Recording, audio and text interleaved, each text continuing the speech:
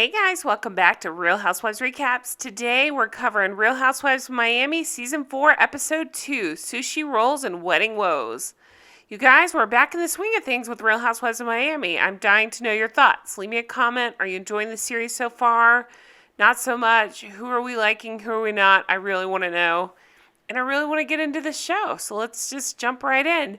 By the way, if you're new here, thank you so much for being here. Please hit that subscribe button. If you've been with me, thanks for coming back. I'm so excited you're here. Okay, so Alexia and Johnny, remember her assistant, were at Marysol's house. It was a to be continued episode. That's where we're picking back up. They found pictures of the guy that her remember her, she was married to a man named Herman. He passed away, unfortunately. They had separated before he passed, or divorced, I think, before he had passed. But at his funeral, this man shows up, and allegedly he and Herman had been hooking up. So they're making it seem like it was during the marriage. I'm curious to see if it was after the marriage. Who knows? But I'm curious to see where they're going with this. Okay. Marysol was trying to encourage Alexia. Hey, wait till after your wedding to do this. Alexia's like, no. I want to get this done, close the chapter, and I want to get married. We get quick scenes of people doing things. I don't know. Lisa's house, kids making pancakes as if she would ever eat a pancake. Julia working on her farm. Okay, then we go over to Larsa.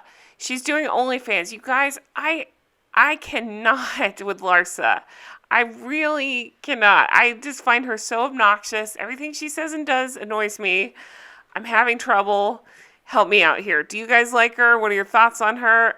It's not just the complete head transplant she got. It's just all of it. She's just a lot. She's very full of herself. She's not afraid to admit it. She even pretends like she would date a truck driver. Yeah, right. She's talking about all the requests she gets, feet requests, everything else. She feels like she's in a relationship with 2,200 people because she loves to tell you how many followers she has on this OnlyFans. Okay, Lisa and Lenny go to dinner. You talk about trouble in paradise. They're pretending like everything's good. They run into Larsa. It's Lenny's birthday. And Larsa's on a date, so she's excited. But anyway, Lisa wishes Lenny a happy 56th birthday. He's 55. And it is the most awkward, cringy dinner. All I could think during this is, it's that lily pad thing, like Kelsey Grammer when he encouraged Camille to get on the show. So that way he could do his thing and get rid of her. I don't know why. I don't know these people, but I just get that feeling from them. I feel like they have a not great relationship or they're in a rough patch, whatever it is. She's saying, hey, we have a spark. And he's like, sure, yeah. We find out they went through therapy. They're living their best life. Now, remember, according to her, he had an emotional affair. She says that it never became physical because she has passwords to his computer. So that tells her it was never physical. I don't think that's how that works. Okay, on to, I never say her name right, Guerdy. I think it is Guerdy and Russell, my boyfriend Russell. Okay, so it's funny. I am married to somebody who is very quiet too, and she keeps talking about how she's the loud one, she's the planner, she's excited, and he's just like, okay. That's how my husband is. He's just kind of like, okay. They met in high school. She was supposed to go off to NYU, but they decided to go to this local college together. The rest is history. They're raising a teenager, 2 kids, Miles and Liam.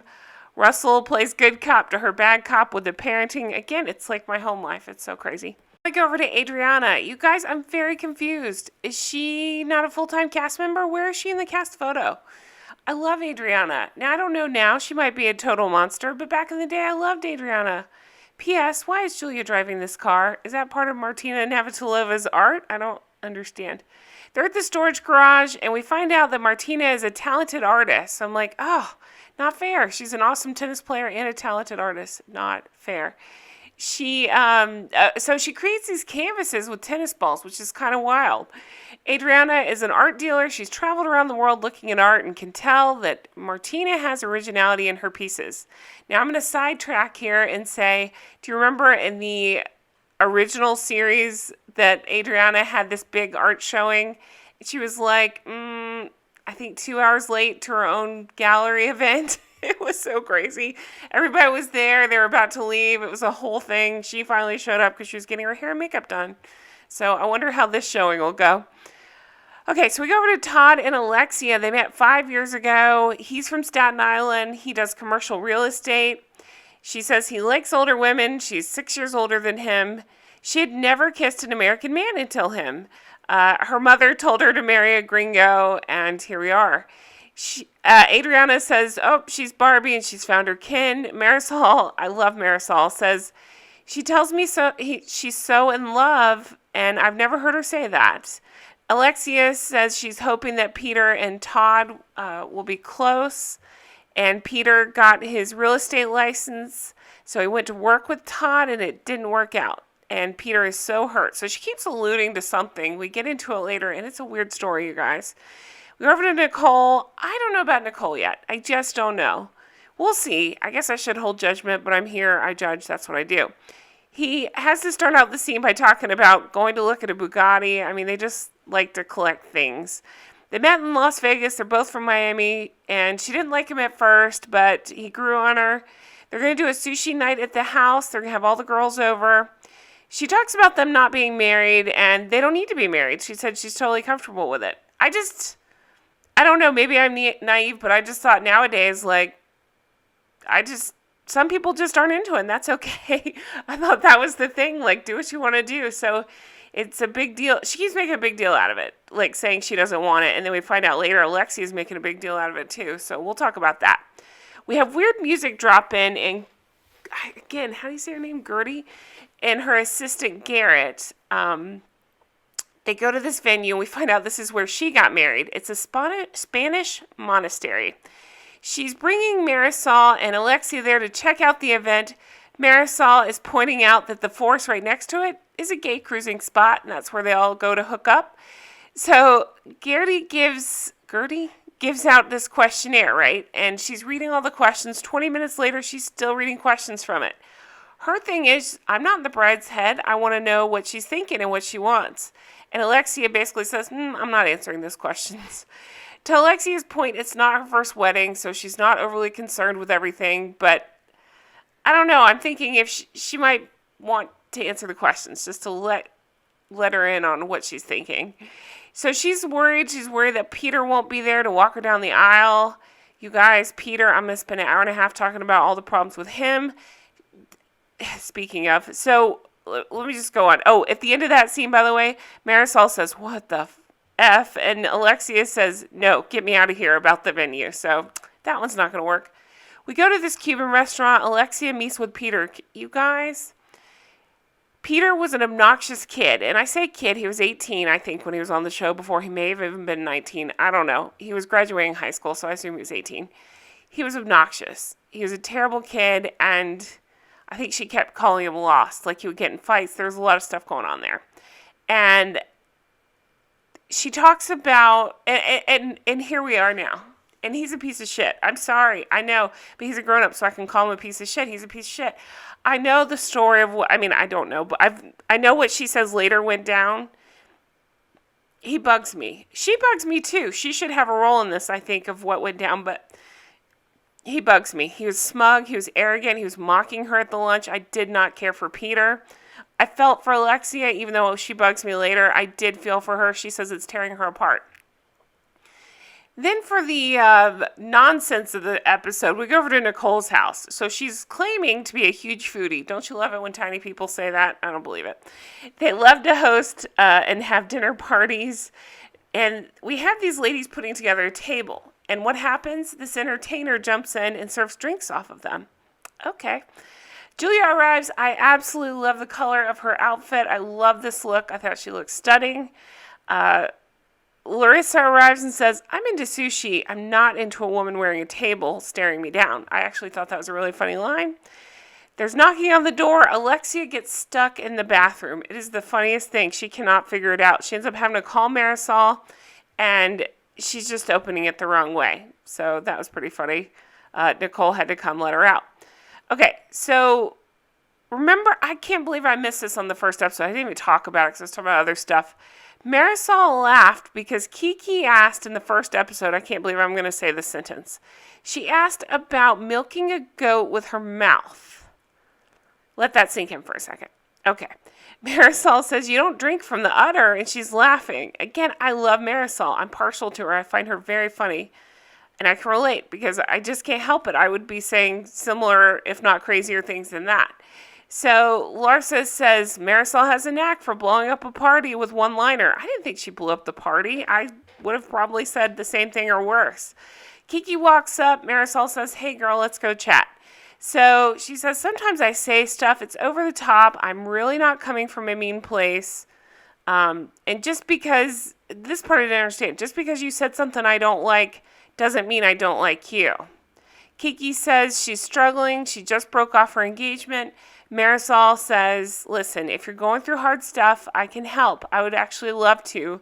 Let's start fresh. And they hug it out, and I'm actually glad to see that they made up. I just didn't think it was that big of a deal that they were fighting over anyway. Over the sex doll, Lisa. I just always think that when I see her because her lips are so blown up. Okay. She's with Nicole, and Nicole's like, you'd never know the depth that lies with Lisa by her pictures. Okay. Or by her seasons previously. They talk about second kid. Lisa has 2. Nicole's not sure. They might have another one. Alexia's talking about her wedding. Anthony, it comes up. This is where Alexia bugged me again. She's being very judgy. She was judgy about OnlyFans, and now she's being judgy about them not getting married. She says, don't all women want to get married? No, not necessarily. Not if it doesn't make sense for them. Whatever. All right, so Alexia talks to everybody about the stress. We find out this story, right, of Peter came over and he likes to smoke. And it's such a weird story, you guys. And she says it's legal. He has a medical license. Now, remember, Frankie had his traumatic brain injury, and she says it could help him potentially. I don't know. The whole thing was weird. It just gave me the creeps. Sitting at the table suddenly, Frankie goes boom and passes out. So Peter had to resuscitate him and call 911. And she's saying Peter didn't watch how much Frankie did, and Frankie almost died as a result. You guys, that story broke my heart. But it also raised about 100 million questions. What the hell are any of them doing? Like, just self-administering that. I don't know. I guess nobody was paying attention to him, and he's not capable of handling it. You know, it's just such an awful story. But I judge Alexia. It's her home. I just don't think she should be so cavalier about it. Listen, pot doesn't bother me. I don't give a crap whatever anybody wants to do, you know. But when you involve somebody that has